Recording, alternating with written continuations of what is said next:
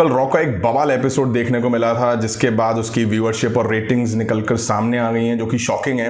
वहीं बात करेंगे ब्रॉक लेसनर, शील्ड के मेंबर्स के बारे में और भी कुछ अपडेट्स के बारे में। वीडियो काफ़ी कमाल की होने वाली है, उम्मीद है आप सभी को पसंद आएगी, तो लाइक करे बिना मत जाइएगा। सबसे पहले शुरुआत करते हैं क्राउन जूल 2022 की एक अपडेट से। जैसा कि स्टार्टिंग में जब WWE ने सऊदी अरेबिया के साथ डील साइन करी थी तो उस डील में वुमेन्स मैचेस या वुमेन्स के सऊदी अरेबिया के इवेंट में दिखने पर बैन लगा था। हालांकि WWE ने धीरे धीरे इस बैन को हटवाया और सऊदी अरेबिया की तरफ से एक वुमेन मैच की परमिशन WWE को मिल गई थी। वो भी वुमेन सुपरस्टार पूरा मतलब कवर होके उस मैच को लड़ती हुई दिखाई देती हैं। वहीं WWE अब आने वाले क्राउन जूल के इवेंट में कुछ बड़ा करने वाली है। आप सभी को बता दूं, जैसा कि वुमेन्स का मैच दिखने वाला है, उसी तरह इस साल क्राउन जूल इवेंट में हमें एक वुमेन्स रेफरी वहां पे दिखाई देंगी, किसी मैच में परफॉर्म करती हुई दिखाई देंगी, मतलब कि काम करती हुई दिखाई देंगी, जिनका नाम है अजा स्मिथ। आपने इनको WWE के जो ब्रांड शो हैं उनमें रेफरी के तौर पर देखा होगा। अब अजा स्मिथ एक हिस्ट्री क्रिएट करने वाली हैं क्राउन जूल में दिख करके। वो पहली रेफरी बन जाएंगी, वुमेन्स रेफरी बन जाएंगी जो कि सऊदी अरेबिया में परफॉर्म करेंगी या अपना रेफरी के तौर पर दिखाई देंगी। वाकई ये बहुत बड़ा अचीवमेंट है WWE के लिए।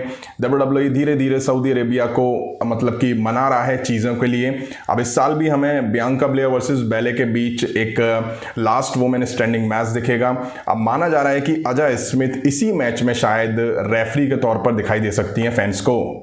अब बात कर लेते हैं रॉ की व्यूअरशिप के बारे में। जैसा कि इस वीक जो रॉ का एपिसोड दिखाया, रिसेंट जो रॉ का एपिसोड दिखाया ना, उसमें काफ़ी बवाल और धमाल देखने को मिला था।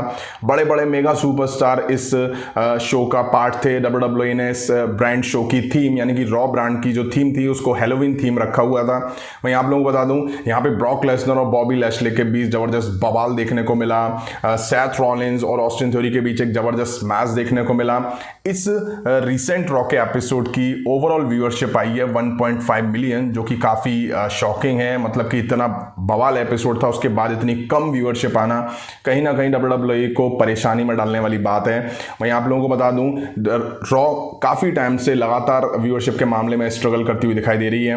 वहीं इस एपिसोड में रोमन रेंस भी दिखाई दिए थे, जहां वो लोगन पॉल को वार्निंग देते हुए नजर आए थे और उन्होंने मिस पर अटैक भी करा था। वहीं मेन इवेंट की बात करूं तो अलेक्सा ब्लिस और Asuka new women's tag team championship जीतती हुई दिखाई दी थी। वहीं इसी एपिसोड में जॉनी गार्गो ने मिज और डेक्स्टर लूमिस के बीच जो सच्चाई है या जो ट्रुथ है उसको रिवील करा था। हालांकि मुझे लगा था कि जो ट्रुथ होगा वो कहीं ना कहीं मिज की पर्सनल लाइफ से जुड़ा हुआ, खास करके मरीज से यानी कि उनकी वाइफ से जुड़ा हुआ, लेकिन ऐसा कुछ भी बड़ा ट्रुथ निकल कर सामने नहीं आया। अब कहीं ना कहीं WWE रॉ में मेन इवेंट को लेकर भी स्ट्रगल करती हुई दिखाई दे रही है। WWE के पास कोई मेन इवेंट सुपरस्टार नहीं है जिसको वो रॉ में मेन इवेंट सुपरस्टार के तौर पर दिखा सके।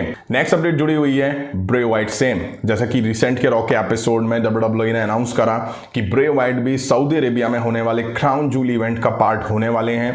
अब सवाल यह है कि WWE ब्रे वाइट को सऊदी अरेबिया में दिखा के क्या करने वाली है।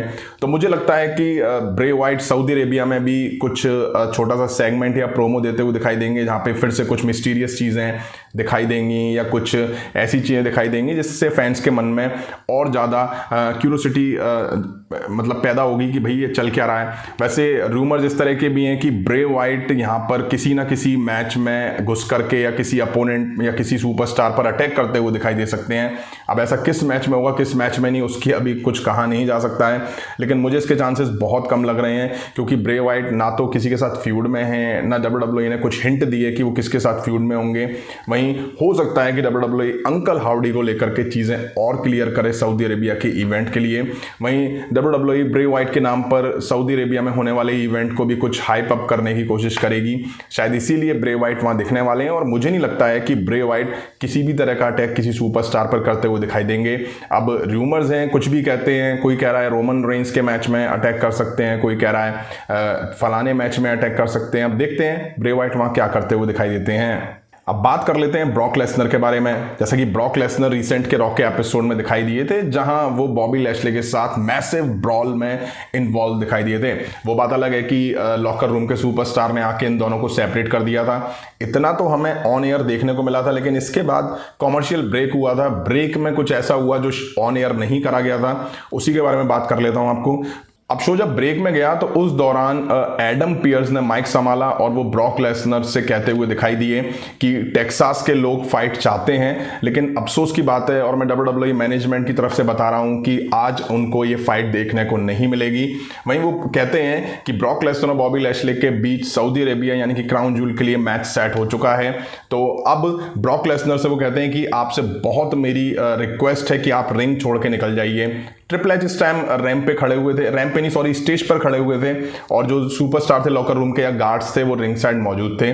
अब ब्रॉक लेसनर बिना बवाल करे ऐसे निकल जाए रिंग से, ऐसा कैसा पॉसिबल है। उन्होंने एडम पियर्स को पहले किक मारी और फिर उठा के कंधे पर F5 हिट कर दी उनको, और ये चीज़ ऑन एयर नहीं हुई थी। तो मैंने सोचा आप लोगों से शेयर करूं और आप देख सकते हैं पिक्स में किस तरह से हार्ड हिटिंग एडम पियर्स को F5 ब्रॉक लेसनर ने दी है। अब एडम पियर्स ब्रॉक लेसनर से पहले भी काफ़ी बार F5 का स्वाद चख चुके हैं। अब बात कर लेते हैं WWE शील्ड के बारे में। अब शील्ड नाम तो आप सभी ने सुना होगा, मुझे ही लगता है कि जो देख रहे हैं उनको शील्ड के बारे में WWE में पता ना हो, सबको पता है। शील्ड एक जबरदस्त फैक्शन था, डोमिनेट फैक्शन था, जो कि अब नहीं रहा है क्योंकि इसके जो मेंबर्स हैं सेथ रॉलिंस और रोमन रेंस तो WWE में है, लेकिन डीन एम्ब्रोज यानी कि जॉन मॉक्सली वो अब AEW में परफॉर्म करते हुए दिखाई देते हैं। आप लोगों को बता दूं, रोमन रेंस और सेथ रॉलिंस ने एक बड़ा माइलस्टोन अचीव कर लिया है और कह सकते हैं कि शील्ड ने भी एक नया माइलस्टोन अचीव करा है WWE में। रोमन रेंस सेथ रॉलिंस को 10 साल कंप्लीट हो चुके हैं WWE में। आप सभी को बता दूं, नवंबर 2012 यानी कि सर्वाइवर सीरीज में शील्ड ने डेब्यू करा था। अब शील्ड ने डेब्यू करा था तो जाहिर सी बात है रोमन रेंस और सेथ रॉलिंस का डेब्यू भी शील्ड में हुआ था। वहीं उनके साथ डीन एम्ब्रोज यानी कि जॉन मॉक्सली भी थे। अभी रिसेंट में WWE ने एक ट्वीट करा जिसमें उन्होंने शील्ड के 10 साल पूरे होने को लेकर के सेथ रॉलिंस और रोमन रेंस को बधाई दी है। उन्होंने कहा है कि मैसिव सेलिब्रेशन है, ये सेलिब्रेशन का टाइम है, और एक तरह से रोमन रेंस और सेथ रॉलिंस को भी WWE में 10 साल कंप्लीट हो गए हैं। लेकिन WWE ने इस ट्वीट में कहीं भी डीन एम्ब्रोज यानी कि जॉन मॉक्सली को मेंशन नहीं करा है, जो कि कहीं ना कहीं दिखाता है, जो लोग बोलते रहते हैं ना कि जॉन मॉक्सली WWE में वापस आएंगे, ये आएंगे वो आएंगे, तो मुझे लगता है जॉन मॉक्सली मैं पहले ही बता चुका हूँ खुद इंटरेस्टेड नहीं है और WWE भी इंटरेस्टेड नहीं है। वैसा हम पहले भी देख चुके हैं कई बार कि WWE में जो सुपरस्टार नहीं रहे हैं या जो पर्सनैलिटी WWE में नहीं रही है, अगर वो कुछ अचीव करती हैं या कुछ वो नया माइलस्टोन हिट करती हैं या उनके नाम पे कुछ नया होता है तो WWE उनको मेंशन करती है, लेकिन यहाँ पे ऐसा कुछ भी हमें देखने को नहीं मिला है। तो एक तरह से WWE ने डीन एम्ब्रोज को शील्ड से साइडलाइन कर दिया है, और वाकई रोमन रेंस और सेथ रॉलिंस के लिए बहुत बड़ी बात है क्योंकि बहुत कम ऐसे सुपरस्टार होते हैं जो 10 साल तक किसी कंपनी में टिक पाते हैं और इतने बड़े नाम के साथ टिक पाते हैं। बहुत सुपरस्टार आते हैं, बहुत चले जाते हैं, कुछ बड़ा नाम बना पाते हैं, कुछ नहीं बना पाते हैं। तो कांग्रेचुलेशन सेथ रॉलिंस और रोमन रेंस को यहाँ मेरी तरफ से। और आप क्या कहना चाहेंगे इस बारे में कमेंट करके जरूर बताइएगा। अभी की वीडियो में इतना ही, पसंद आए तो लाइक और शेयर करें और इस तरह की इंटरेस्टिंग अपडेट्स के लिए चैनल को सब्सक्राइब करें, बेल आइकन को प्रेस करें। मिलता हूं नेक्स्ट वीडियो में। Thank you.